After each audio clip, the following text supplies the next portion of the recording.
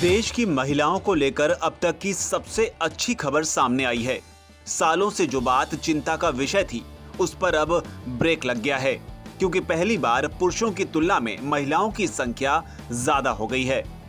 आज तक जो भी आंकड़े सामने आते थे, उनमें हमेशा महिलाओं की संख्या कम और पुरुषों की ज्यादा पाई जाती थी, लेकिन अब ऐसा नहीं है, क्योंकि national family and health survey 5 ने खुद इस बात की पुष्टि की है। NFHS 5 के सर्वे में बताया गया है कि देश में अब 1000 पुरुषों की तुलना में महिलाओं की आबादी 1020 हो गई है। केंद्रीय स्वास्थ्य मंत्रालय ने इन आंकड़ों को जारी किया है। इन आंकड़ों से ये भी साबित होता है कि भारत अब विकसित देशों के समूह में आगे बढ़ रहा है, जिसका श्रेय महिला सशक्तिकरण के लिए किए गए उपायों को जाता है, जिनमें सबसे खास है बेटी बचाओ बेटी पढ़ाओ। जनवरी 2015 में प्रधानमंत्री नरेंद्र मोदी ने बेटी बचाओ बेटी पढ़ाओ का नारा दिया था। इस योजना का मकसद था कि कन्या भ्रूण हत्या को रोका जा सके और बेटियों को पढ़ाया जा सके, जिसका परिणाम आज दुनिया के सामने है। बता दें कि NFHS बड़े पैमाने पर किया जाने वाला एक सर्वेक्षण है, जिसमें हर परिवार से सैंपल लिए जाते हैं। NFHS 5 देश में 5वां राष्ट्रीय परिवार स्वास्थ्य सर्वेक्षण है, जिसमें वर्ष 2019-20 के दौरान हुए सर्वेक्षण के डेटा को इकट्ठा किया जाता है। इसमें पहले फैमिली और हेल्थ सर्वे वर्ष 1992-93, 1998-99, 2005-2006 और 2014-15 में आयोजित किया गया था। बता दें कि national family and health survey 5 के आंकड़ों की तुलना में अब से पहले के आंकड़े काफी अलग थे। 1990 के दौर में हर 1000 पुरुषों के मुकाबले महिलाओं की संख्या महज 927 थी। साल 2005 और 6 में हुए तीसरे national family and health survey में ये 1000 के साथ बराबरी पर रहा था।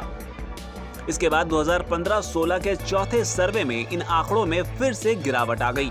1000 पुरुषों के मुकाबले 991 महिलाएं थीं, लेकिन पहली बार अब महिलाओं के अनुपात ने पुरुषों को पीछे छोड़ दिया है। इतना ही नहीं, फैमिली एंड हेल्थ सर्वे 5 के आंकड़ों में ये भी निकलकर सामने आया है कि सेक्स रेशियो में सुधार शहरों की तुलना में गांवों में ज्यादा बेहतर हुआ है। गांवों में हर 1000 पुरुषों पर 1037 महिलाएं हैं, जबकि शहरों में 985 महिलाएं हैं। फैमिली एंड हेल्थ सर्वे 4 में भी यही बात निकलकर सामने आई थी। उस सर्वे के हिसाब से गांवों में प्रति 1000 पुरुषों पर 1009 महिलाएं थीं और शहरों में यह आंकड़ा 956 का था। फैमिली एंड हेल्थ सर्वे 5 के सर्वे ने देश में फर्टिलिटी रेट यानी कि प्रजनन दर को लेकर भी आंकड़े जारी किए हैं, जिसके मुताबिक देश में फर्टिलिटी रेट में भी कमी आई है। पहली बार देश में प्रजनन दर 2 पर आ गई है। 2015-16 में यह 2.2 थी।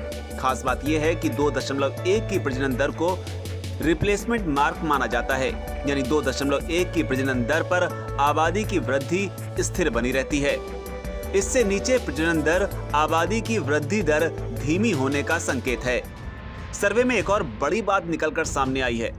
प्रजनन दर यानी टोटल फर्टिलिटी रेट या एक महिला पर बच्चों की संख्या में कमी दर्ज की गई है।